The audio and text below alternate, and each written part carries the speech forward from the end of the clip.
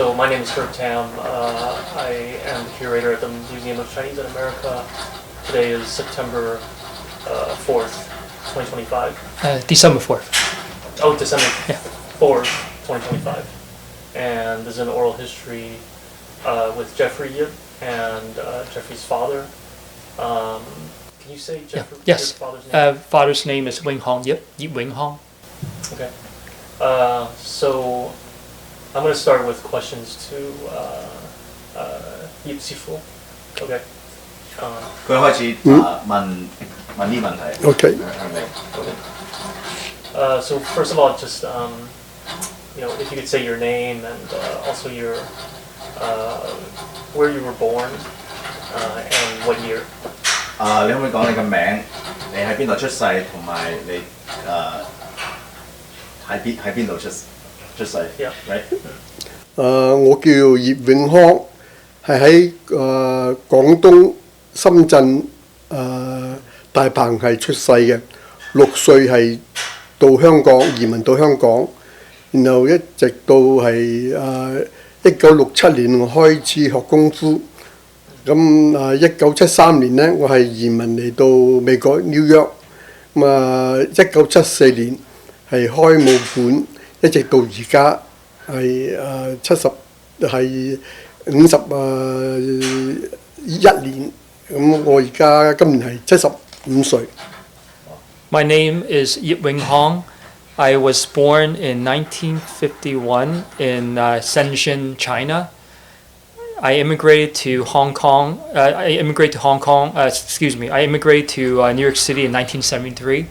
I've been teaching Kung Fu since 1974, and I'm 75 years old.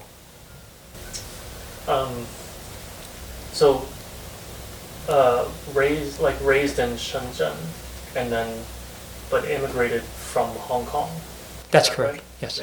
你喺深圳長大，然之後6歲出香港，移民出香港。after 6 years old moved to Hong Kong. Okay. And then from there, 讀書生活18年啦。18 years in Hong Kong, and then immigrated to America. So then, why did your whole family move from Shenzhen to Hong Kong, or just you?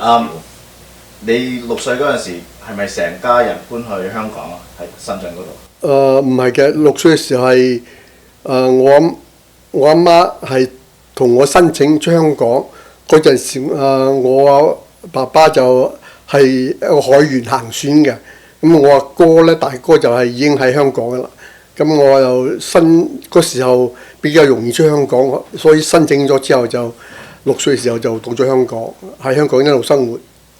My mother helped apply residency for my father to move to Hong Kong.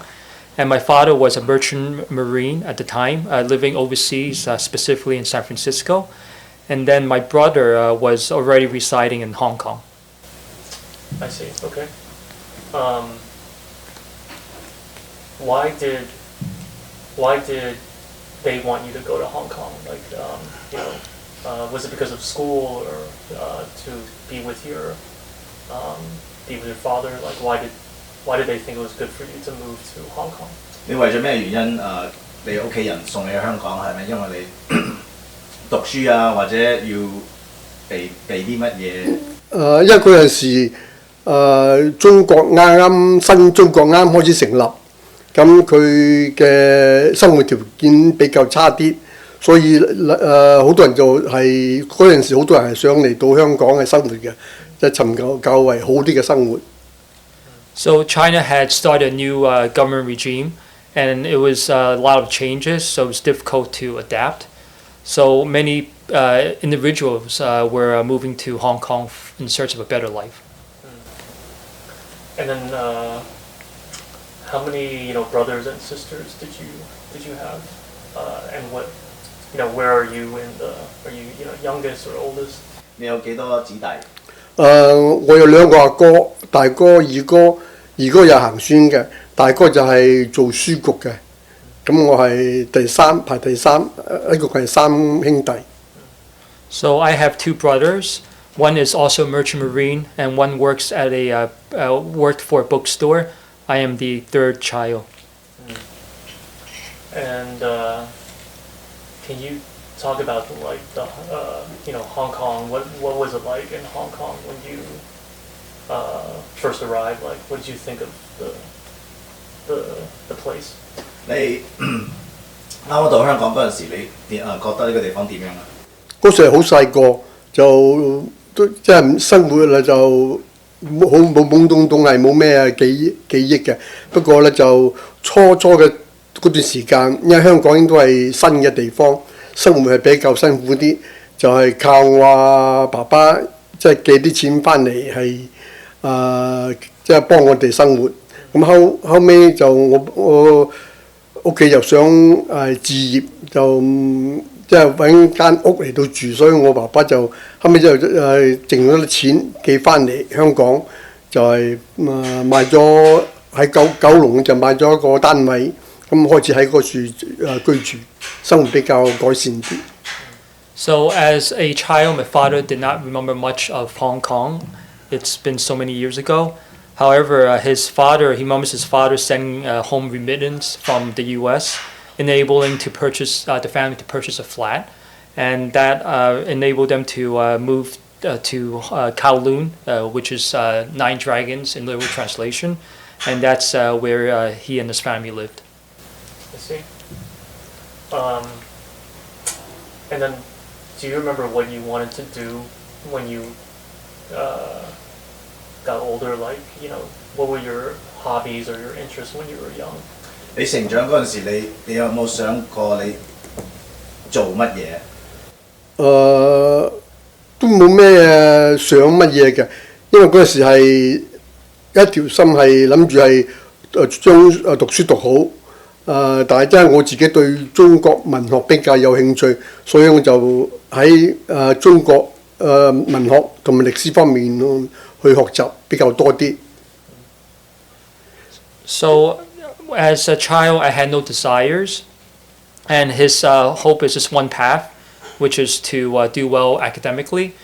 And he had great interest in Chinese history and literature, so he studied and focused in those areas.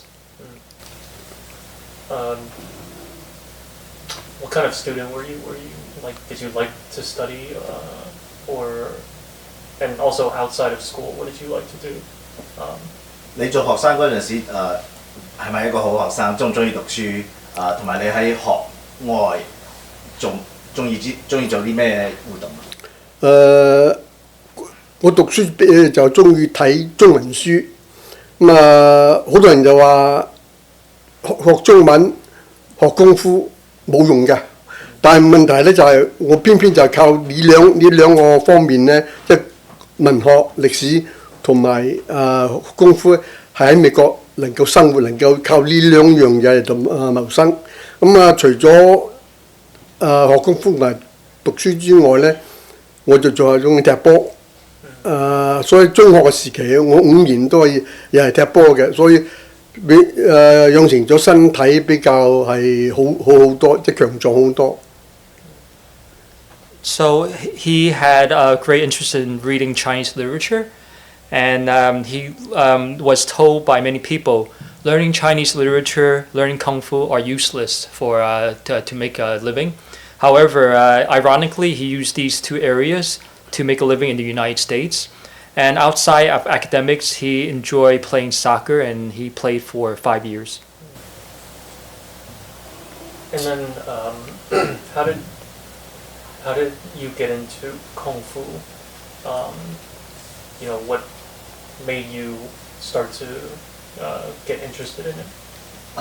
你點樣開始有呢個學功夫嘅興趣？即係我除咗踢波之外咧，嗰陣時喺香港咧係冇咩娛樂節目嘅，係踢波或者學功夫。除咗中意踢波之外咧，考慮到嗰時候有好多武學片咧，係我都好中意睇嘅。對功夫係有入咗迷，所以考慮下不如學下功夫嚟到幫助自己健下身啦。咁所以就學咗功夫啦。So besides learning soccer, there were not too many entertainment outlets at the time in Hong Kong. Besides soccer, there was also Chinese Kung Fu. And given that he had great interest and following, watching many of the Kung Fu movies, he decided that it would be advantageous to learn Kung Fu to have good health for himself. Were other boys his age getting into Kung Fu too? Like, was it something mostly everybody did? 你啲朋友男仔啊，佢哋係咪全部都係中意學功夫啊？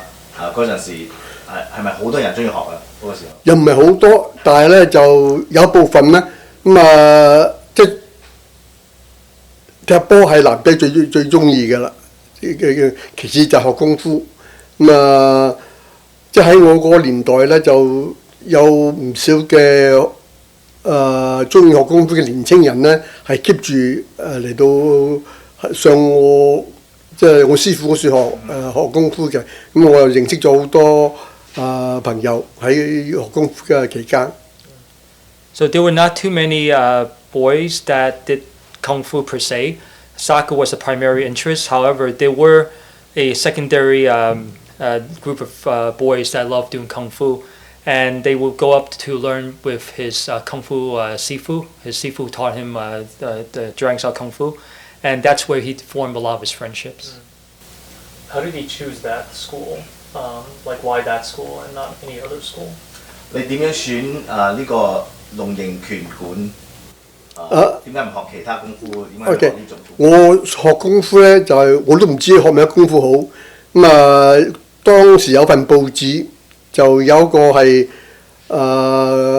專欄咧係介紹啲人學功夫嘅，咁我就寫信去問我話我住喺九龍馬頭圍道，即係某個地方，咁我想學功夫，問佢有咩好介紹。咁呢個專欄嘅一個主持人咧就話住喺你附近嗰處咧有2間武館，一間咧就係學呢個紅佛派，一間咧就係學呢個龍形拳。咁佢俾咗地址之後，我就上去揾紅佛派。咁我見到佢嘅佈置啊，好似家庭式咁樣，就唔係好中意。然後我再去上呢個龍形拳館，咁佢係似一間武館嘅。後尾我就決定喺呢間龍形拳館學，即係近住我屋企，我步行10分鐘就可以到武館嘅啦。所以我就揀咗龍形拳館。So initially, he did not know. He did not know. My father did not know which kung fu style to learn because he had no knowledge, and he asked this columnist who wrote a newspaper introducing kung fu to its citizens. So he asked the columnist, "I live in this particular area of Hong Kong, and Kowloon. What kung fu schools can you introduce me to?" So the columnist wrote back and said he gave him 2 kung fu schools. One is Hung Fut Kung Fu School, which is the Buddha, the Hung family Buddha palm style Kung Fu, and the second school was Dragon Style Kung Fu. So the Hung Fut school he went to, when he went upstairs to look at the school, it looked more like a family home layout, which he wasn't very impressed with. And then the second school, when he went, the Dragon Style school looked more like a Kung Fu school, a more actual martial arts school. So he decided to learn at the Dragon Style school, and also it was a 10-minute walk from his home. And then, like, what did you like about going to the school and, practicing Kung Fu, what kept you keep going back and trying to improve? Yeah, 你點解中意係咁翻去學呢個龍形拳啊？對你有咩吸引？初我唔知道龍形拳係客家拳嘅一種功夫嚟嘅，而我本身係客家人，所以可能性情近啦。所以 keep 住我好中意呢一家嘅功夫，咁我又一路學一路知道咧，我哋嘅師公叫林耀貴咧，佢係喺呢個50、60年代咧係打遍廣東無敵手嘅，即係佢係曾經係教過軍隊嘅，即係龍形拳嘅，因為佢嘅名係受人尊敬、受人尊重。甚至而且我覺得呢個功夫係好啱我，所以我就一路 keep 住學落去，冇轉去學第啲功夫。So initially, my father did not know that Zhuang Xiao Kung Fu was considered Hakka style Kung Fu, and he himself is of Hakka descent. So he actually loved learning it, and then as he learned more of the style, he also got a chance to understand and know the history of Zhuang Xiao Kung Fu, where it originated from. So the great grandmaster Lam Yu Gui was very famous in the 1950s and 60s in China, and he was undefeated in Guangdong, China. And he also taught at the military at the Wangbo Guanhao, the Wampo Military Academy, and he felt that the style really suited him. What was the relationship between, your school and other schools? Like, were there, overlapping? Like, were there competitions? Was it like rivalries, or was it more friendly? OK，你個拳館有冇同其他拳館有啲爭執？嗰陣時佢哋係咩？佢哋係咪好好啊？定係成日打交啊？或者嗰陣時我哋係拳館，我師傅咗佢係洪門中人嚟嘅，咁佢係喺洪門係有相當嘅地位嘅，所以可能係咁樣就冇人會同佢發生爭執，所以即係我哋武館一路都係好正常去發展。So at the time, his sifu, to introduce his sifu's name, Chou Sum, had a great standing in Hong Kong society. So there was no conflict with the school, and it allowed the school to flourish in Hong Kong.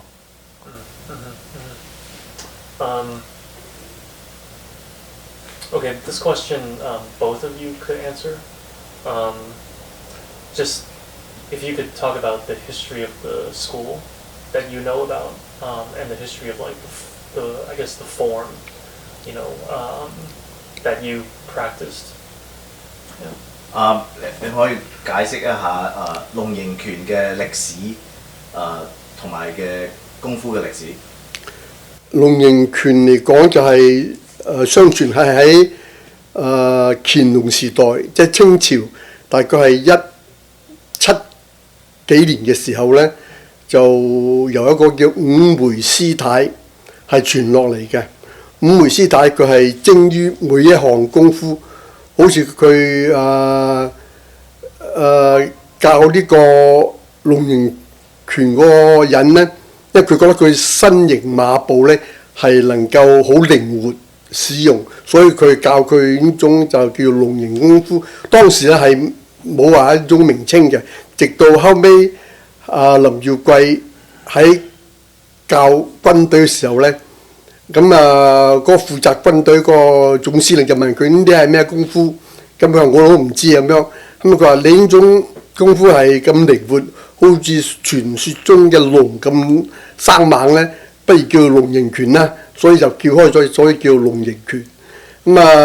五梅師太係即我講過佢精於其他功夫嘅，好似佢教嚴詠春呢，教嚴詠春山道拳，因為佢冇講係咩名，所以人哋就叫山道拳呢，因為佢個學嗰人叫嚴詠春，就叫做詠春拳，就咁意思嘅。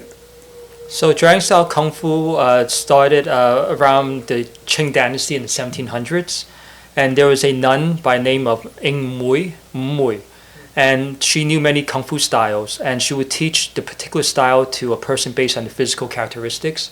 For example, Yin Wing Chun, a female, was taught 3 Kung Fu forms, and when people asked her what style it was, she didn't know because at the time there were no names for these Kung Fu styles, and people decided to name the style after Yin Wing Chun and call it Wing Chun Kung Fu, which is a form of style popularized by Yip Man and Bruce Lee, and yes, that's it. Yeah, do you have any more to add to Sure. that story? So a little bit more to expand on Zhuang Xiao Kung Fu. So Lam Yu Kuei had studied a Kung Fu style called Lam Ga Gao, Lam family style, in his Hakka village in the Guangdong area in Weizhou. So in Weizhou, he studied Lam Ga Gao with Hoi Feng Si. Si means teacher. Hoi Feng taught him a village style of in the Lam family village. And then during the 1800s, when he was performing kung fu, his students were performing kung fu while they were fundraising and selling his family herbal medicine. They encountered a monk by the name of Da Yuk Sim Si. So Da Yuk Sim Si looked at the kung fu and had a scorn on his face. And the students confronted the monk and asked him, why do you frown or make fun of our style of kung fu? And he said, your kung fu style looks good, but it's not effective. So angered by that, they decided to attack the monk, and the monks said, you can attack me all at once.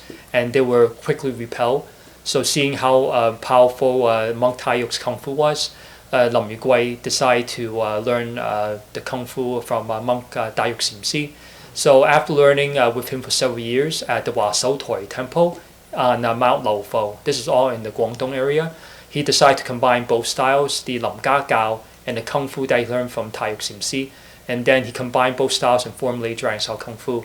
Subsequently, when he taught at the Wangbo Guanhao, the military academy, that's where he taught a lot of the soldiers his style of Kung Fu, and he gained a lot of fame. And while teaching Dragon Style Kung Fu, he also was cousins by marriage with Zheng Lei Chun Zhongxi, Zheng Lei Chun, who's the great grandmaster of Bat Mei, White Eyebrow Kung Fu, which is also a Hakka style.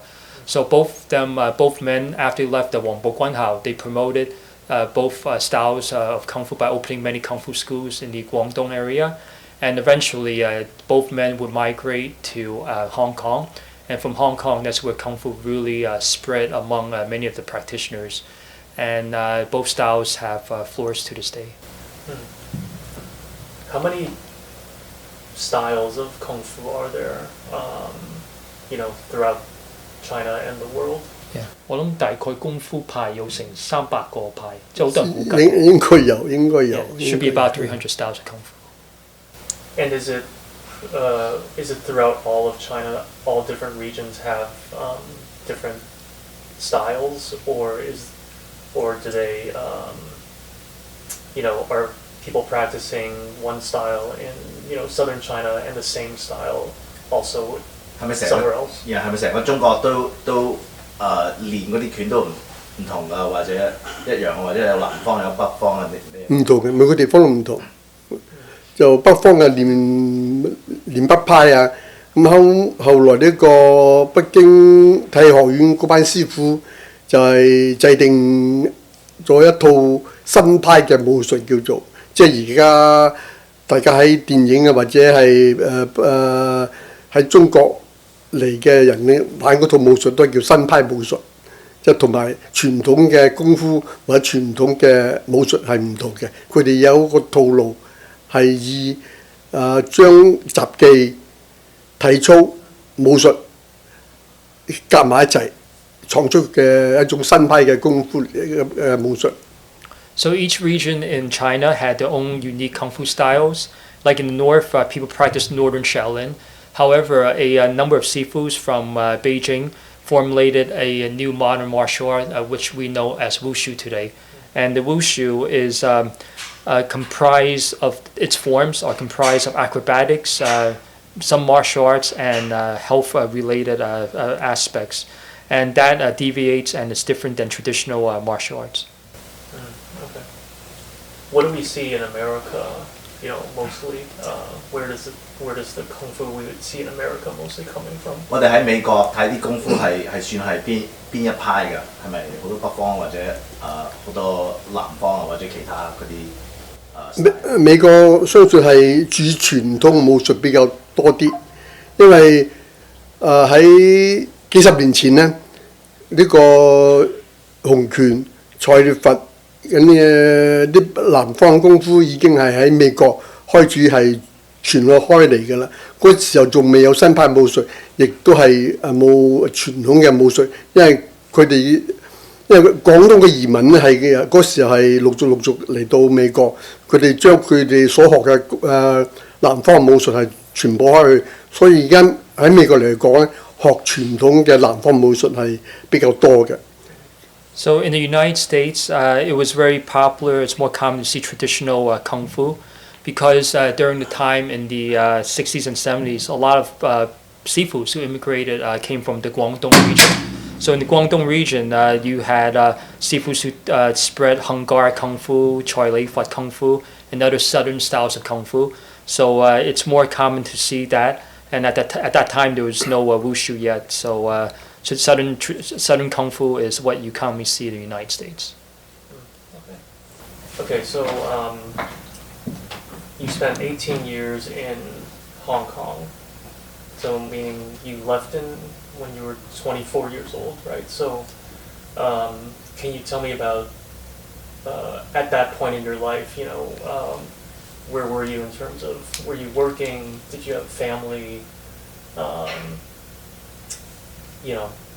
Just what was the state of your life before you immigrated to America?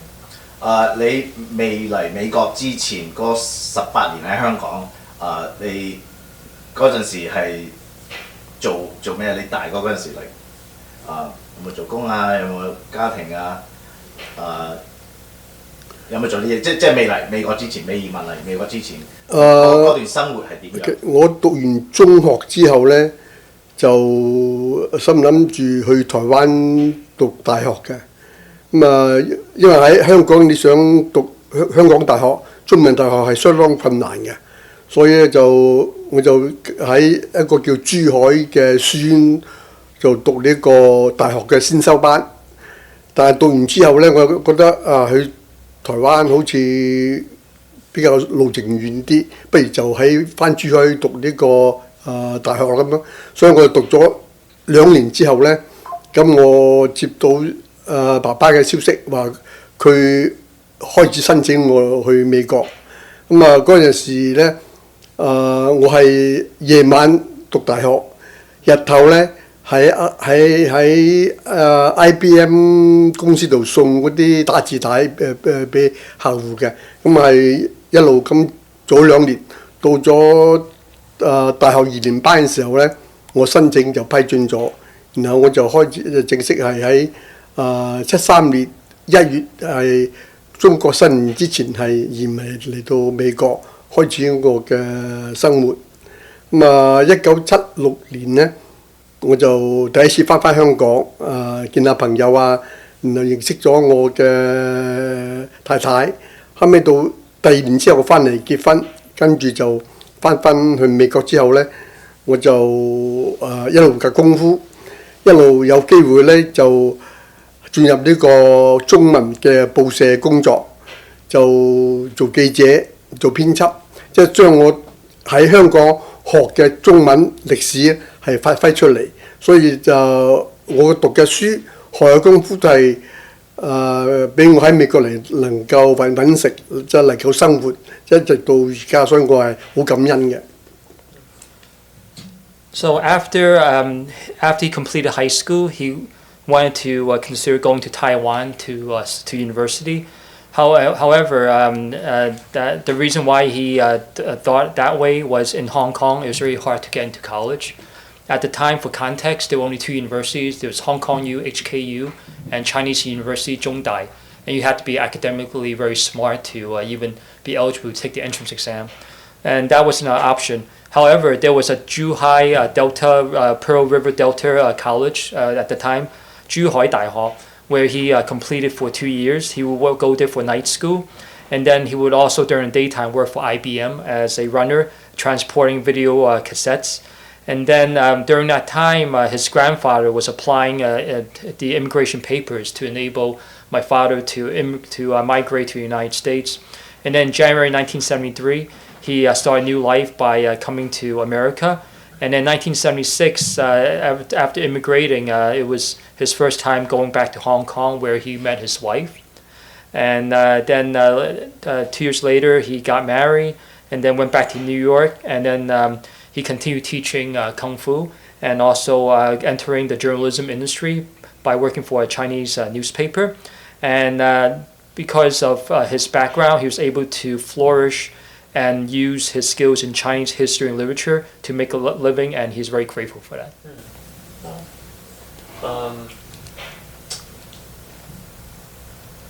When you immigrated to America, how did you feel? Did you want to? Were you excited to come to America, or? what was your emotion coming? 你初嚟美國嗰陣時，對呢個國家有咩感想啊？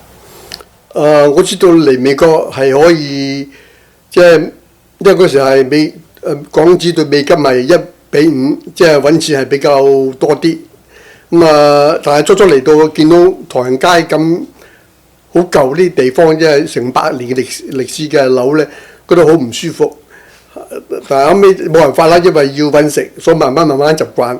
首先我係去學做企台，喺餐館度做企台，然後咧就學完企台之後就開始喺一個雜碎做雜碎嘅餐館做呢個 waiter。之後就有朋友介紹就去啲大餐館做呢個夏威夷餐唐餐正式嗰啲係做呢個 waiter 嘅。做咗下1974年嘅時候咧，有一個朋友佢係喺高人尼醫院度做嘅。佢細佬咧就學白眉派功夫，知道我學呢個龍拳拳，不如三個人開咩一齊開武館咧？佢係教嘅係68法，但到後尾咧佢就根本冇時間就教。佢細佬教白眉拳咧，就因為佢要做餐館咧，所以就淨係教朝頭早咧，所以我又將呢個武館接咗落嚟，就全職去教。So after he came to the United States, he was rather disappointed by the old buildings in Chinatown, and before that, his ideal of the United States was that the foreign exchange rate was strong for the U.S. dollar to the Hong Kong dollar, so he thought he could make a living here, but because of the old stock of Chinatown, it really put a damper in his expectations, and he eventually got accustomed to living in this environment, and he learned initially to be a waiter, and he worked at a restaurant, and then by chance a friend introduced him to work at a major big Hawaiian restaurant in Clifton, New Jersey, where he waited, and then in 1974 one of Yip Wing Hong's friends worked at Gouverneur Hospital, and his friend's brother actually did Bap Mei Kung Fu, the white eyebrow style dimension that Grandmaster Zheng Lei Chun started. So all three of them decided to consider opening a Kung Fu school. However, one of the brothers did not have time, so it was the younger brother of Bap Mei Kung Fu who started the Kung Fu school with my father, and the rest is history. Where did you live first when you came to New York? And also, did you come to New York directly or from another state? 你啱嚟美國嗰陣時住喺邊度揾嘅地方住，同埋你嚟嗰陣時係直接香港到美國，或者係喺其他地方轉機啊，或者去其他地方先，然之後再嚟美國。我嚟美國嘅時候，選嘅航空公司咧就係日本航空公司，因為我有個朋友咧，佢係喺日本航空公司做嘅，咁佢幫我訂咗日航，就方便好多，因為嗰時候我帶3件大行李，咁因為佢關係咧，我都可以嘅。首先係去到日本住1晚，然後就轉 Pan Am 嚟到JFK， 跟住我爸爸嘅朋友咧，佢係開的士嘅，佢就係接咗我去到唐人街，係而家 Christie 街嘅75號嘅地方，住喺最 top 係4樓，住喺嗰處，一路住到我結婚，就先至搬去第二度地方咯。So he initially lived. So one of his friends works for Japan Airlines, and his friend was able to get him tickets to fly from Hong Kong and spend 1 day, 1 night in Japan. And he had 3 big luggages. And then after spending a day in Japan, he made a transfer flight on Pan Am Airlines. And then he landed at JFK Airport. And then one of my grandfather's friends actually ran a taxi service. So my grandfather's friend picked up my father from JFK Airport and took him directly to Manhattan Chinatown. And he was dropped off at 75 Christie Street, which is where my grandfather lived at the time, on the top floor, the fourth floor. And he lived at 75 Christie Street until his marriage. I see. And then, Jeffrey, when were you born? I was born in 1979. Okay, yeah. And then, I don't know, maybe could you talk about your mom? What did she do when she came to America and New York? Like, was she staying at home, taking care of you, or was she working? So my mom, when she arrived in the United States, she actually came from a professional occupation as a bookkeeper. At the time, she worked for a bookstore in Hong Kong where she kept track of the financial transactions for the company. However, when she came over, her education was not recognized since Hong Kong's education system differ from the United States. So she needed to decide what she wanted to do. And at the time, occupations were very limited, especially for someone coming from another country. So she ended up learning how to be a seamstress by working at one of the garment factories. And at the garment factory, she had no inkling of machinery or how to operate a sewing machine. So over time, she learned how to operate a machinery, how to stitch clothing, and she worked alongside actually Jason Chin's mom at the time. So they were both colleagues. And she would be paid piecemeal. So for every clothing she made, she would get paid a fixed fee. And that enabled her to make a living. But eventually, as we got older, we were faced with a lot of crime problems in Chinatown, especially gangs. And my mom was concerned that I might be swallowed up by street gangs. So as I got older to a certain age, she took a break and she actually ended up working from home. She was allowed to make her clothes in the apartment where we lived, and she was able to continue employment. But by the time my sister was born, it was very important for my mom to take care of the household. So she actually ended up leaving the garment industry and then being a full-time house mom. So it's you and you have a sister? Yes. A sister, I see. Okay. And both of you can answer this question, but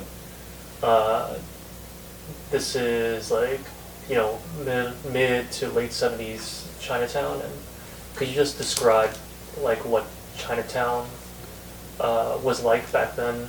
Maybe you can compare it to today's Chinatown. Just like what's like the memory of Chinatown back then that stands out? Let me just translate that.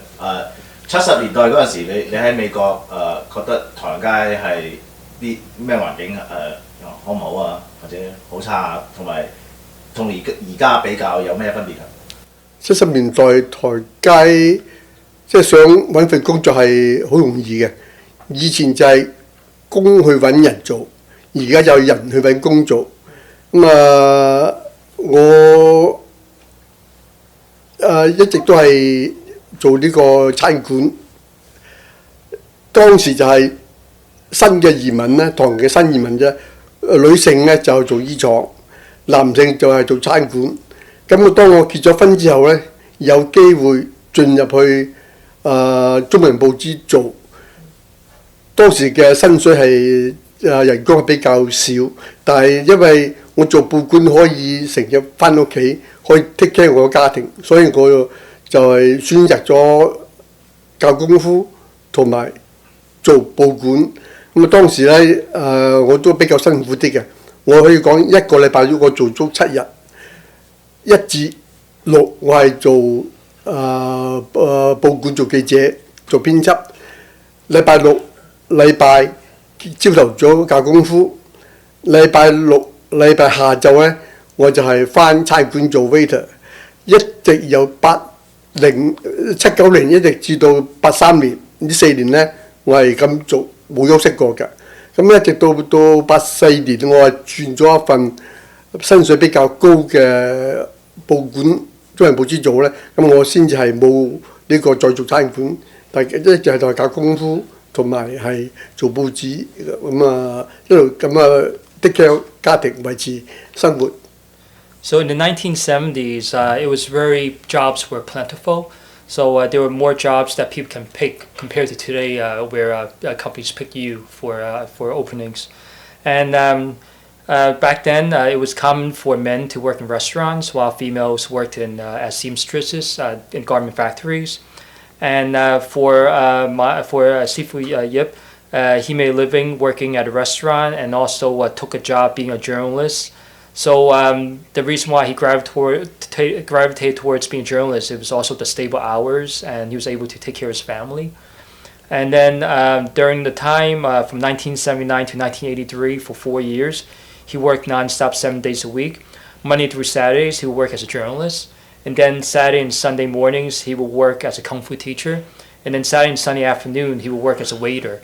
And in 1984, he worked as a journalist, and he had worked at a different newspaper, and he had enough money in terms of salary that he was able to leave the restaurant industry and then work 2 jobs, and he was able to take care of his family. Sorry, Jason, do you mind checking the phone? I hear a beeping. I'm not sure if it's still running. The phone, sorry. Yeah. It's sorry, okay. Yeah, that's an amazing story. Working so much, like so many different jobs. It's I don't know. It's just to keep the family going. It's amazing. Right. It was a means for survival, and it was an economic necessity. 以前嘅移民捱得苦，而家嘅移民唔捱得苦。No. So older generation immigrants were able to work hard, but today's immigrants, in Mr. Yip's opinion, not so much in general. Yeah. I want to ask you about, Chinatown. The history of it is like, Toisanese people created it, founded it, and created the kind of original Chinatown. And then I think in the 60s and 70s, when more people from Hong Kong, moved in, I'm just curious about like the relationship between, Toisanese people and like the newer immigrants like you from Hong Kong. 最早嘅移民嚟美國都係大家都知係台山人多啊嘛。佢問你覺得原本嗰啲台山人喺度同啲新啲移民，好似你咁，你香港移民到嚟呢度有咩分別啊？以前嘅唐人街咧，大部分都係台山人，少部分係客家人，講國語更加少。所以台山人咧就比較睇唔起非台山人嘅，佢買嘢咁樣啦，咁佢啊買咗俾台山人先嘅，咁你第二種人去買咧遲少少啦咁啊，你等下先咁樣，就買晒啦，然後先賣俾你咁樣嘅。但係到咗80年代嘅時候咧，客家人開始多啦，大家都互相尊重。到咗90年代中咧，呢個福州人好多大量嘅移民，非法移民又好，正式移民好，大量嚟到美國紐約。因此咧，國語咧講國語嘅人多咗，咁台山人咧就亦都開始有人學國語。所以而家大家嚟講咧，台山話、客家話、國語甚至福州話呢4種言語係都好多嘅。喺呢個皇后區北大道講國語嘅人咧就係講普通話亦係比較多啲嘅咁啊。So the relationship between Hong Kong and Toisan in the beginning was actually rather tense. The majority of the people in New York Chinatown were mostly Toisan. A minority were Hakka people, and then there was a really rare number of people who would speak Mandarin. And then, for example, Mr. Yip said that if you were looking to buy something, and the merchants would sell it first to Toisan people, and then any scraps remaining, it would be sold to non-Toisan people. So that was a pecking order, because Toisan people looked down at the other people. But around the 1990s, around the 1980s, there was a lot of Hakka people. It became more common to see them. And then by then, there was a mutual respect between Toisan and then the newer immigrants from Hong Kong and the Hakka people. And around the 1990s, Fujianese people started to immigrate to New York City primarily, legally and illegally. And then Mandarin became more common, so more people in Chinatown started to learn Mandarin. And then in today's Chinatown, you have 4 main dialects that are commonly spoken: Hakka, Fujianese, Cantonese, and Mandarin. And then in Queens and also in 8th Avenue, Brooklyn, the main thoroughfare of Brooklyn Chinatown, it's common to hear people speak Mandarin. Interesting. Which newspapers did you work at? 你以前喺咩報社翻工㗎？我最初就喺一份叫做《華語快報》Silent Daily News 嘅，咁佢係一間社區嘅報紙，係由社區人士咧係即係大家夾埋股份係開嘅報紙嘅。因為佢係社區嘅報紙，錢係比較少，所以薪水係比較低啲。咁到咗1984年咧，我就係進入咗一間台灣嘅大報社去做，咁佢薪水係 double 咗嘅，所以佢叫《中國時報》，但係《中國時報》到咗1984年嘅10月，由於政治嘅壓力，所以佢就係決定唔做，翻台灣。咁當時我就係進入一間叫中報，嗰間中報就係香港。有個總社喺香港嘅，咁佢喺呢度就開呢一個分社。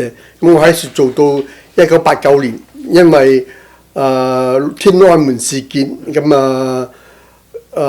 佢本來係想爭取中國俾啲經費佢，但係因為天安門事件就冇撥經費俾佢，咁佢到咗1989年嘅10月就係宣布關門。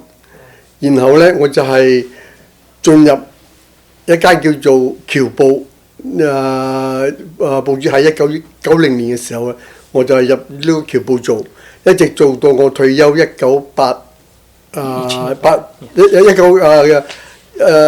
年，即係2008年做到我退休，一共做咗係差唔多30年。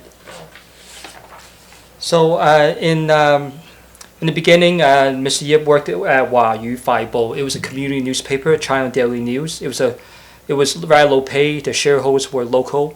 And then in 1984, Mr. Yip had a chance to work for a major newspaper that was Taiwanese owned, and it was double the salary. And then around the time of after, excuse me, let me back up. In 1984, he worked for a Taiwan major newspaper, the China Post, and then subsequently he would work at the Central Daily News, and that's because the newspaper they worked at in 1984, there was a political change, and they decided to close the office and move its operations back to Asia. So Mr. Yip had a chance to work for another Taiwan-based newspaper called Zhongbo, the Central Daily News. And it was there that he worked until 1989 when the Tiananmen Square massacre happened, that the newspaper were asking for more financial backing. However, they did not receive the financial backing as they hoped for. And then in October of 1989, Central Daily News closed its offices and the newspaper went defunct. And then in 1990, Sifu Yip started working for China Press until his retirement in 2018.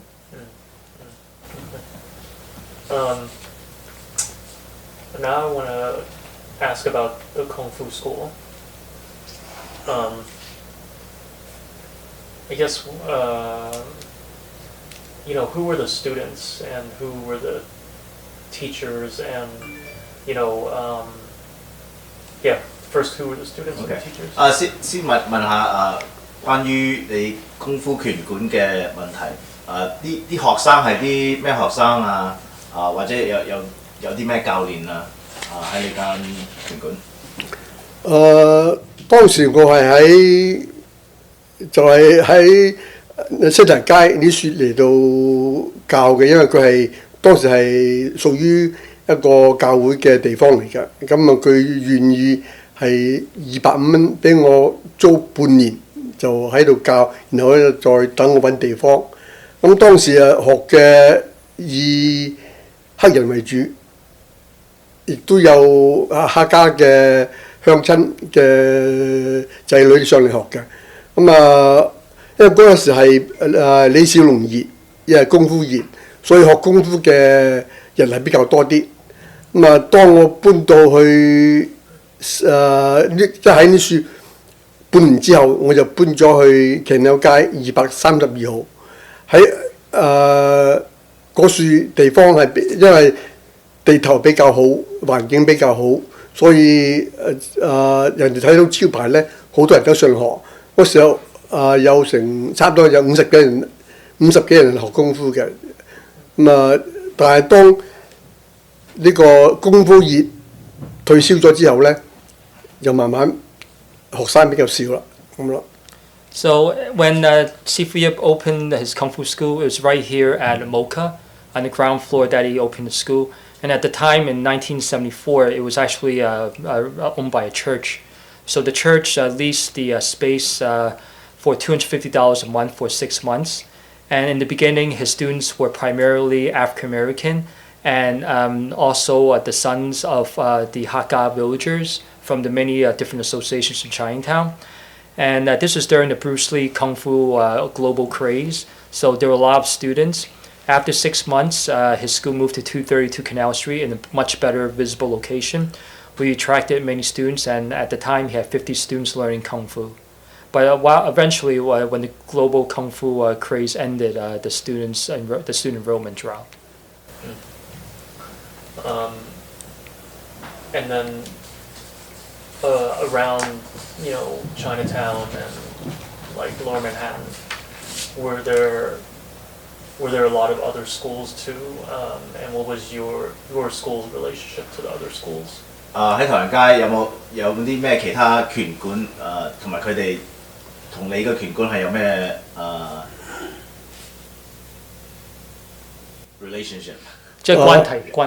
有咩關係？ OK， 我嚟嘅時候，我嘅有個同鄉温志明師傅咧，佢係教洪拳喺呢個亞寧街嘅。咁因為大家係同鄉咧，所以大家係都來往比較密切啲嘅。咁啊，好似當時有個東安公所有個姓陳嘅師傅，咁佢就覺得我係搶咗佢嘅地位，咁啊佢就即係好唔開心，佢就揾咗幾個華青幫嘅青年上嚟我武館同我傾，之後後尾我就即係同佢大家和談，咁啊終於就係講掂咗數，然後咧就當時温志明師傅知道呢件事之後就好嬲，隨機上去揾個師傅算賬嘅，後尾就揾唔到，咁啊即係可以見得咧，即係我同佢關係比較好啲嘅。咁當時嘅武館最出名就係虎爪派伍米香師傅，亦有呢個紅佛派，有呢個形意拳嘅江德歡師傅，同埋呢個林生師傅傳落嚟嘅螳螂派，即係呢個南螳螂派，仲有嗰個白蓮派嘅功夫。所以喺唐人街嚟講咧，係武館係比較多，係比較熱鬧，而大家咧都冇咩爭拗，比較團結，大家都係想發揚好中國嘅功夫。So Sifu's relationship with other schools, he actually had a very close relationship with Sifu Wen Jiming. Wen Jiming taught Hung Gar Kung Fu, and at the time in the 70s, his school was located on Allen Street. And because Wen Jiming and Sifu Yip both came from the same village in Shenzhen, in Samjian, the relationship was very close, so they were actually bonded very well. However, during that time at the Dong'an Association on Division Street, there was a Chen Sifu, Sifu Chan, who felt that Sifu Yip was a threat to him and was trying to take over his status in Chinatown, and that he was unhappy. So Sifu Chan got a bunch of Huaqing gangsters to go up to Sifu Yip's Kung Fu school to negotiate. And luckily, they negotiated into a peaceful settlement, and nothing happened. Upon Wen Jiming learning about what happened at Sifu Yip's school, he went to look for Sifu Chan, but however, he was not able to find him. Now, in terms of some of the most famous Kung Fu schools in Chinatown, this includes Fu Jiao Pai, Tiger Claw Kung Fu, which is taught by Grandmaster Wei Hong, Hong Fut Pai, which is the Hung Buddha Palm Kung Fu style, Ying Yi Kun, which is internal martial arts, and also Grandmaster Lam San, which is actually the Qigong for Mocha's current president, Michael Lee, who taught Southern Praying Mantis, and also Bat Mei. So with these examples, there were many famous Kung Fu schools, and there were no arguments. They had a harmonious relationship, and everyone wanted to have a mutual goal of promoting Chinese Kung Fu. I'm curious about the so many like black students. Why do you think, black kids were coming to try to learn Kung Fu? And also, how did you, just the kind of cultural gap between them? Like, how did you, kind of 佢想知道點解嗰陣時你覺得有好多黑人學生想學功夫點解咧？我覺得黑人即係佢嘅性格比較好動啲，即係會喺呢個運動方面咧，俾佢哋比較中意。咁啊，功夫係其中一種運動。咁啊，佢哋而且睇過李小龍嘅電影咧，覺得功夫係好令人着迷嘅，即係好令人哋想學嘅。所以嗰時候嘅學生嚟講係黑人比較中意多過白人學功夫嘅。So in the beginning, many of the African American students enjoy being physical, athletic, and because Kung Fu is a form of exercise, it was a perfect outlet for African Americans to learn Kung Fu. And they also saw many movies of Bruce Lee, which also made them eager to learn. So during that time, there were more African Americans learning than Caucasians. And was the school open, every day? Were there classes going from, like, what was the operating hours of the school? 你嗰陣時開拳館嗰陣時係開一個禮拜開幾多日？係咪日日都有，或者淨係 weekend 啊？或者？我時開7日，因為嗰時我係專職教功夫，開7日咧，咁啊有時我係有2個禮拜6同埋禮拜咧就去餐館度做 waiter。咁啊朝頭早咧教完之後咧，我原來有啲徒弟喺度幫手教嘅咁樣。咁啊通常都係下晝放學時間咧，我就開始開館㗎啦。咁一直練到係7、8點鐘，咁啊 keep 住有人上嚟就 keep 住教咁樣咯。So in the beginning, the school operated every day, 7 days per week. So it was a full-time job for Mr. Yip here. And then Saturdays and Sundays, he would also work at restaurants in addition to teaching Kung Fu. Some of his students helped him teach during the morning time. And then also the school would run until well into the night at 7, 8 p.m. at night.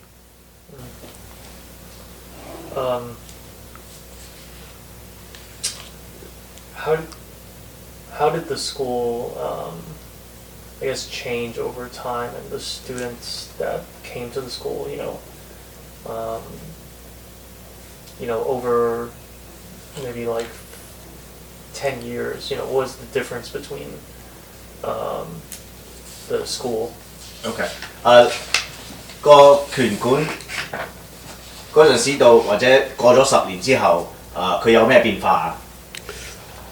主要就係租貴，好似我喺強鳥街132號嗰樹嘅租金係300蚊一個月，但係佢只係每一次咧係 renew 1年嘅 contract 俾我嘅，咁啊年年都加租，咁加到500蚊嘅時候，我覺得咁加落又唔係辦法，所以就揾地方，就揾咗去喺包利街。夾住近包利同埋Grand 街嗰處嘅4樓，好似租咧係300蚊。但係因為嗰時候嘅包利街係叫醉貓街，就冇咩人行嘅，所以嚟學功夫嘅人比較少啲。加上租金就越嚟越貴咧，所以我不停咁搬地方。搬到而家嚟講，即係始終都係難定啲，因為而家唐人街你租個普通嘅地方，好似Basement啊，細細地咧都要成三幾千蚊。即係而學功夫嘅人少咧，即係收埋嘅學費都唔夠交租嘅，所以好少即係幾年前我就係揾到呢個一個社區中心喺Gillens嘅，咁佢開放俾我哋教，就我係即係咁以交多少租俾佢，咁啊一個禮拜係教2日，而且我差唔多退休，而家退休㗎啦，咁啊我仔Jeffrey就負責係幫手教啲學生咯，就有2日嘅時間都係幾好㗎啦。但係如果想租地方係根本冇可能嘅。So in the rent is the most expensive in Manhattan. And at that time when Sifu rented the school at 232 Canal Street, the rent was $300 a month, and it was a 1-year lease. The landlord only gave year-to-year leases, and over time the rent gradually increased to $500 a month. And Sifu Yip decided that it was time to look for a different location, and he found a location on Bowery and Grand Street on the 4th floor of a building, where he paid $300 a month. However, at the time, Bowery was a drunkard's type of corridor, and very few people there to walk around the area, so there were not many students. And over time, when the rent kept increasing, Sifu Yip kept moving many times over, and it was hard to survive. And even for today, if you wanted a small piece of area to rent in the basement in Chinatown, it would be $3,000 a month. And then the reduction in students and reduction of income to cover those expenses makes it unmanageable, and it was not economically feasible. So a few years ago, Sifu Yip found a community center to rent that he now opens 2 days a week. However, Sifu Yip is retired, and I have assumed the responsibilities of running the school and teaching the school. Now, in terms of the question addressed about how has students changed over the last 10 years, in the beginning, many students, as Sifu Yip mentioned, like to learn Kung Fu because of Bruce Lee and from what in movies. And then over time, in the 80s and 90s, what we saw was there were a lot of blue-collar workers, people in the construction industry, electricians, locksmiths, who came and learned Kung Fu. And we even had one person from South America in Colombia who was a New York City taxi driver. And out of necessity to protect themselves from a dangerous crime in New York City, they learned that as a means for survival and also to keep themselves healthy. But around the 1990s, as we gradually transitioned, moving to a different location, many of the blue-collar students eventually left the school for many different reasons. And then we started seeing an influx of people like my friend here, Jason Chin, a high school student, learn martial arts. So we had a lot of kids from the Chinatown area who started word of mouth talking about Sifu Yip and Kung Fu School. So we had a big influx of high school students who came to learn, because one student confided in me that, looking back retrospectively, that it was actually a means for him to get off the streets and to find a safe haven to learn Kung Fu and to avoid any influence from Chinatown gangs. And then over the next decade in the 2000s, we started seeing, since a lot of these high school students eventually went to college and then got professional occupations, we started seeing a gradual transition of many working professionals learning Kung Fu at our school. And many of these professionals were physicians, accountants, people who work in IT and different industries. And then because of their life stage, their main reason for learning Kung Fu was for health and wellness. And then we started seeing more professional occupations of people learning it. And then one of the students actually told me that he saw learning Kung Fu as an extension of learning the Chinese language. and he found Kung Fu something that he would not have otherwise gotten from Chinese instruction. Okay, so this time I want to ask about just Kung Fu in general. So the first question is what is Kung Fu? 而家問下啲關於功夫嘅問題。首先想問乜嘢係功夫啊？功夫係中華文化其中一種係特色嘅。功夫係由即係好耐以前嘅人咧，係走去捕捉野獸，為咗係有效去即係呢個打野獸咧，佢哋係要有一種技巧技能，同埋咧有時咧係同人哋發生爭執咧，佢係點樣要打低對方。於是咧佢就係學習各種技能技巧，慢慢演變咧，就根據佢哋自己個人嘅喜好咧，係呢個演變成為一種技擊。而佢將種技擊係不斷係創新、係改良、係演變，咁成為咗一種特有嘅一種技藝。呢種就可以叫功夫。功夫因人而異嘅，好似南方嘅功夫咧，就係以短橋發勁係為主，即係客家功夫。而呢個洪拳啊、蔡力法係比較長橋大馬嘅，係另外一種style 嘅。咁北方嘅功夫咧係以靈活為主嘅，即係跳紮腳法為主。咁佢哋係另外一種嘅形式嘅。有啲人練功夫咧係有種方法去練到係出神入化，亦都有嘅，即係好似咩內功啊、輕功啊，因為嗰陣時係要冇呢個槍械咧，就要靠功夫去征服對方，所以就形成咗唔同嘅 style 嘅武術嘅功夫。So Kung Fu is a Chinese cultural heritage, and many years ago, in fact, 1,000 years ago, many people needed to develop some form of way to tame wild animals for hunting and to protect themselves. And occasionally they would get into conflicts with people. So people over time had developed some sort of strategy to use to defend themselves and to attack people. And over time, Kung Fu became known as Kung Fu as a formal system of fighting. And it's over many revisions. And Sifu Yip discussed the different aspects of Kung Fu. You have Southern style Kung Fu's, which focuses on developing power with short distance, while such as the Hakka Kung Fu. And then for styles like Hung Gar or Choi Fat, it's long bridge, big stances, so it's another form of Kung Fu. And then for Northern style Kung Fu, there's a lot of aerial leaps, kicks, and jumps. That's also another style of Kung Fu. And then over time, people also develop a more specialized type of Kung Fu, including Hing Gong, which is light Kung Fu, light power Kung Fu, like being able to leap from very little effort from the first floor to the second floor. And also a lot of internal martial arts like Tai Chi and Pa Gua.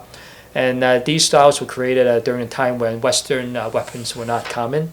And just to add to Mr. Yip's discussion about Kung Fu, Kung Fu literally means it's a skill achieved through hard work, through diligence, and that doesn't necessarily only mean martial arts. So as a segue into Kung Fu and Wushu, how do they both differ? Wushu is the umbrella term for Chinese martial arts, and today when people talk about Kung Fu, they usually mean traditional Chinese martial arts, while Wushu is referred to the term of modern day Wushu. That Sifu mentioned about modern aerial gymnastics-like moves that focuses more on the showmanship and actual practical fighting. Yeah.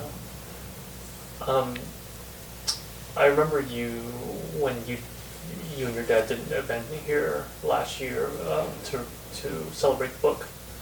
You referred to Kung Fu, I think, as like an art form. Yes. Can you kind of talk about that, explain that a little bit? Sure. You want me to address it? 你上一次嚟摩羯嗰陣時講 Jeffrey 嗰本書，你話功夫係一種藝術，你可唔可以講多啲功夫點解係一種藝術？因為藝術喺功夫嚟講咧，佢係有佢嘅特色，即係點樣去運用呢種手腳去防禦，去呢個保護自己，從而去攻擊別人咧，係令到自己唔受傷或者減少受傷咧。所以呢種係一種藝術嘅一種方法嚟嘅。咁功夫係喺由前人咧，或者係1-2千年前係慢慢形成，然後慢慢改良。咁佢係有一種中華文化嘅其中一部分，係一種可以嚟講係一種技術嘅變化嚟嘅，所以應該係一種藝術品嚟嘅。So the art itself is unique because when you think about you using your hands and feet to develop some system to defend yourself and to attack an individual or a group of people, and also not to get hurt or to escape with little injury. And that's why it's considered an art form. And 2,000 years ago, Kung Fu gradually started being revised and revised over time. And it is considered a piece of Chinese cultural art. And just to add to Mr. Yip, also, Kung Fu, there's 300 different styles of Kung Fu. And even within the same style of Kung Fu that people do, let's say some that's dragon style or white eyebrow, Bat Mei Kung Fu, each person will do the movement different because it's based on how they interpret, how they absorb their techniques and the teachings from their instructor. So each person might do a movement much different than the next student over, and that's because they might interpret a move differently, or they might see a different way of doing an application. Because each movement of Kung Fu, there is an offensive and defensive mechanism to it. So one person might interpret the use of it more in an efficient way or less effective way, or someone might see that you can use a hand technique to not just block a punch, you can use it to block a kick or to grapple and take someone down. So there's different variations of the techniques. That's why it's part science and part art. And that gives it its unique flavor in terms of how, let's say, like a ballerina interprets a classical style piece of ballet. You know, one might differ and one might want to change the style of the ballet and make it more into maybe a modern twist to it. So that's why it's considered an art form. And I wanted to get your thoughts about Kung Fu's relationship to maybe other forms of Chinese, art or philosophy. Is Kung Fu connected in some way to, 功夫同埋其他藝術有啲咩關係啊？喺你覺得有啲咩關係啊？一樣係將人嘅潛能咧係發揮出嚟嘅，就好似2000年前嘅華佗，佢有一種叫五禽戲，亦都係一種屬於功夫，係一種內功。咁慢慢係一直係嘅傳落嚟，一代傳一代，一代改良，不停咁改良，成為各種即係根據自己嘅特長嚟到發揮，嚟到改良。好似南方嘅人係用拳比較多啲，北方咧就係用腳比較多啲，所以有南拳北腿嘅呢種講法嘅。咁功夫係將人性即係人生嘅潛能係發揮，所以呢種係一種特殊嘅藝術、特殊嘅技能嚟嘅。Jason, are you able to translate that? That's quite in depth. Quite in depth, yes. So he says that Kung Fu helps people bring out their best potential, right? 技能 and yeah, I mean that's it. It's mostly people being able to learn the Kung Fu style and have it evolve over the years, right? and they change it every time a student learns from a master. It's probably not going to be the same style at the end of the day, right? Even within the same generation. Even within the same Yeah. generation. Right. Even when Sifu taught Jeffrey does it a little bit different. He teaches us, we do it a little bit different. There's other grandmasters, and they do it a little different, and we all see that like, oh, okay, he does it a certain way, Yeah, right? that's true. So, yeah, that's why it's an art form. I mean, everybody learns what the basics are, and takes it for their own, and brings out whatever potential that they can do with it. Right. And then Sifu Yip also mentioned 2,000 years ago, there was a physician named Hua Tao. And Hua Tao learned Kam Hei, which is a 5-animal form. It's an internal martial art, and then it was passed on multiple generations. And then Mr. Yip also mentioned that Southern people like to commonly use their hands, their fists, while Northern people like to use more of the feet. And then tying into the question about how it's related to Chinese philosophy, many Kung Fu styles have sayings, proverbs, and sayings, which are two different things. Like, for example, we have a model in Dragon Style Kung Fu. It's called 黑己讓人我非弱，全心守到任他強. So it's a model that practitioners follow, and it's rooted in philosophy in terms of like 武德, martial ethics. And what that means is you control oneself, let others do what they will. Does not mean I'm weak. Control your heart, obey the principles, let others flaunt their prowess. So it's a way to teach self-control, to teach yourself to be upstanding individuals, to have integrity, to be patient, to be brave, and to have humility. So all of that ties into how what differs with martial arts, like Chinese martial arts from other martial arts, is that the physical aspect is important, but on the same coin, same side of the coin, the martial ethics is such an important piece to correct yourself morally and to uphold the Moda, to not just Kung Fu, but also how you treat people. And this is something that we emphasize in our teachings to people, that no matter if you're studying for exam, in school, in the workplace, that you apply and use the same type of ethical principles to carry on as professionals, as academic student, and to carry out in how you raise your family. Okay, yeah.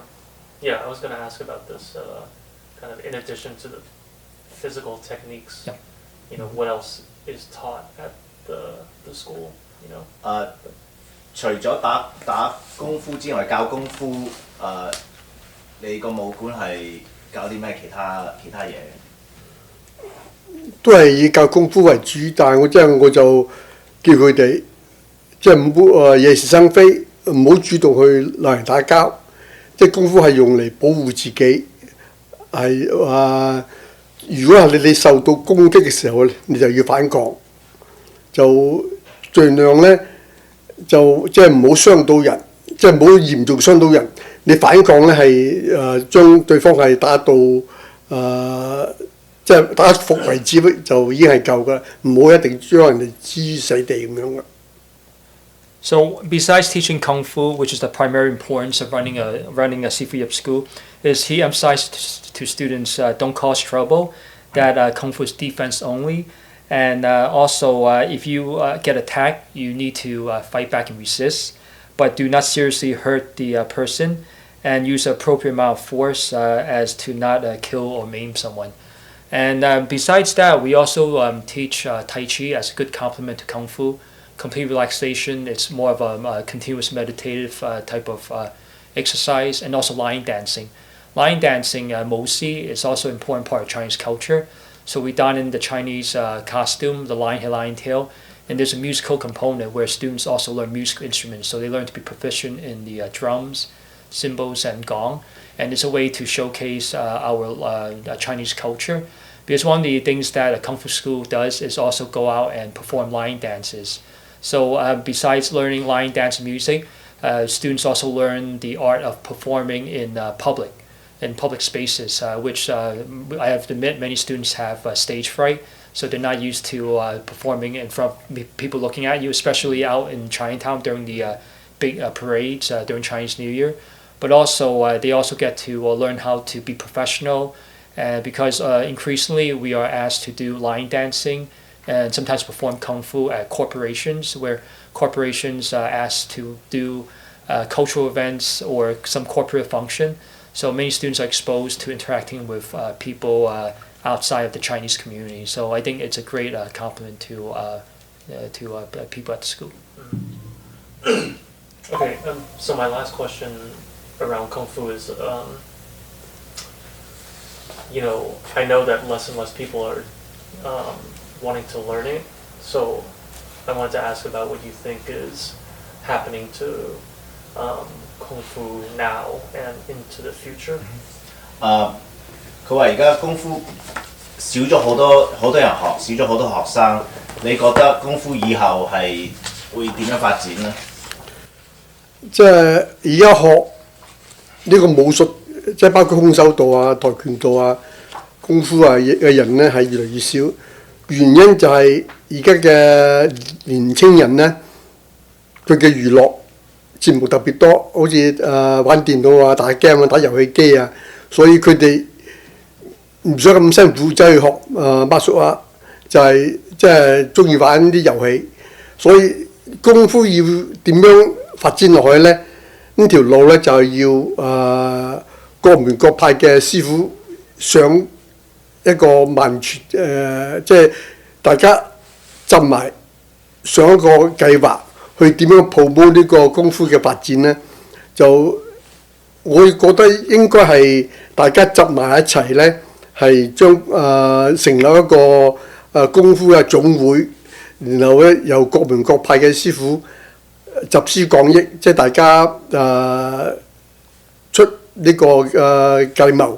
即係點樣去繼續走條路，將功夫發展落去呢？係要佢哋係諗下特別係年青人呢，因為我哋年紀大啦，就可能無能為力，要班後生嘅師傅係想辦法去點樣走呢條路繼續走落去。So increasingly, a lot of young people or have more entertainment outlets, and they prefer to play games or be on the computers rather than do Kung Fu, which is a lot of hard work.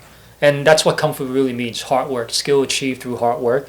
So a lot of people do not want to be so physical and to learn because it's just too rigorous. So how to prosper and continue to spread Kung Fu? Each Sifu and style needs to develop a strategy of promotion and unite by forming an association to work together. And if they could follow this path, how to do it together and promote martial arts.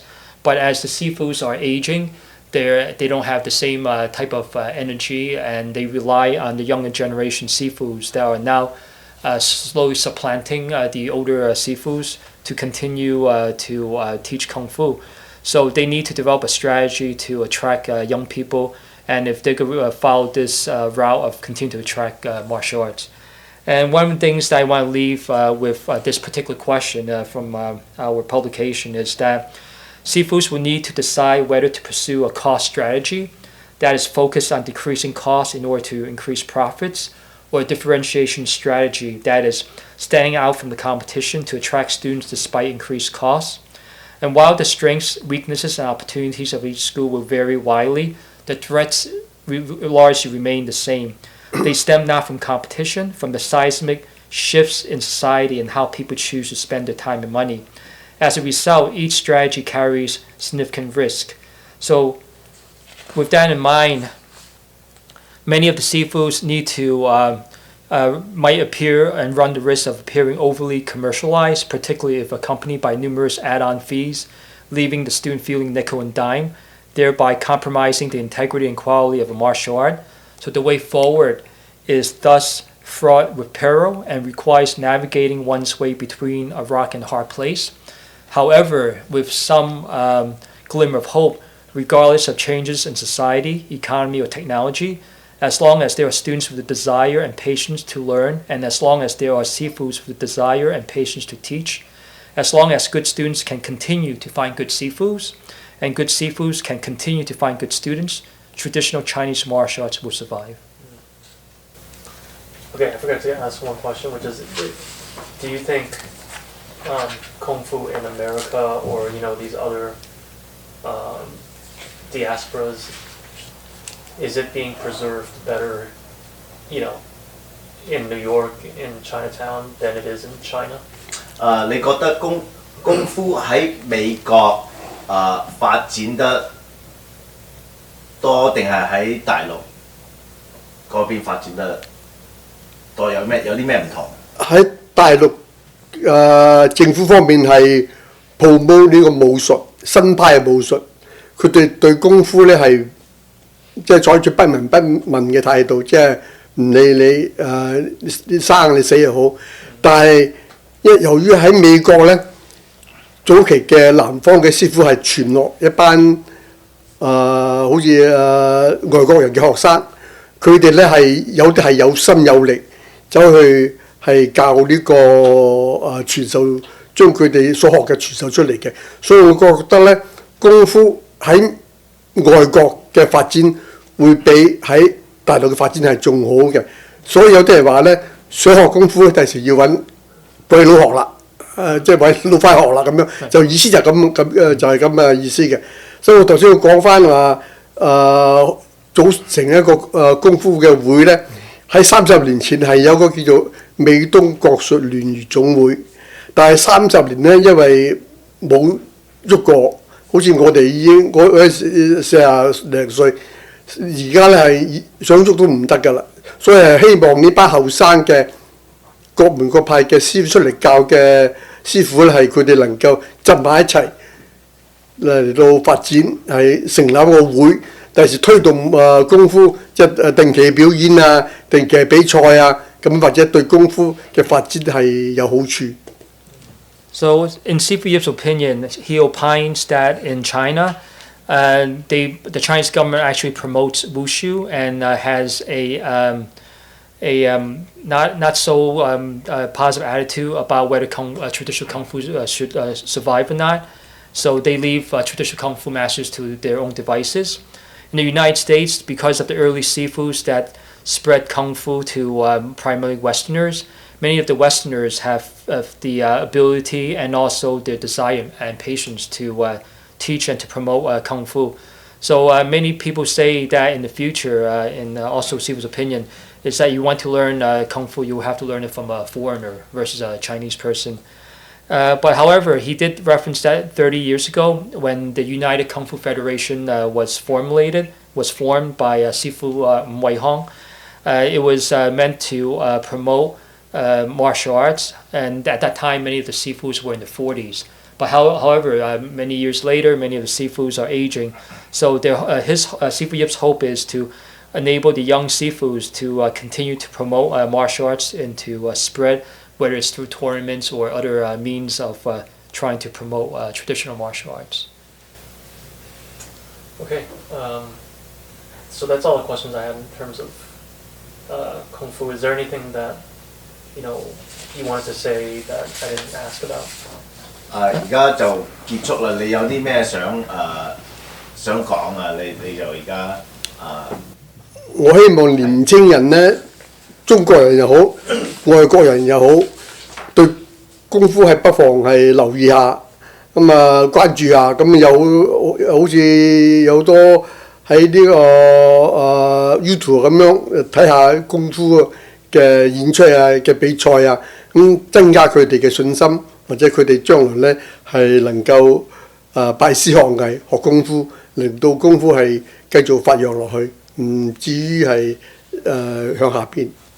So Sifu Yip hopes that the younger generation will pay more attention or have curiosity towards Kung Fu.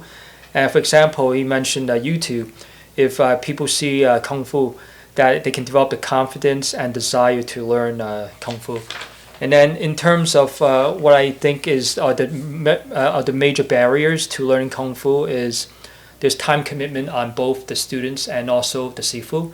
As the students, they have to demonstrate a patience and the willingness to learn Kung Fu, which takes a lot of time to develop and be proficient at. But most of the day, most students actually are very transient, and they jump from one style to another style. So that causes a lot of effort that the Sifu places on teaching the student, and then the student decide to leave. So again, there's no commitment, there's no contractual obligation, but it makes it rather more challenging, that environment, to really try to enable students to really learn the true benefits of Kung Fu. And then sometimes there's also a mismatch with what the student wants and what the teacher wants as an ideal student to learn, and a student to learn from a teacher. So when there's a mismatch, that causes conflict, and then that might result in the student leaving. So sometimes it's like working as an employee-employer, that if the employer and employee have diverging interests, then they may not necessarily get along, and then that results in the employee's departure. The same thing happens in Kung Fu schools.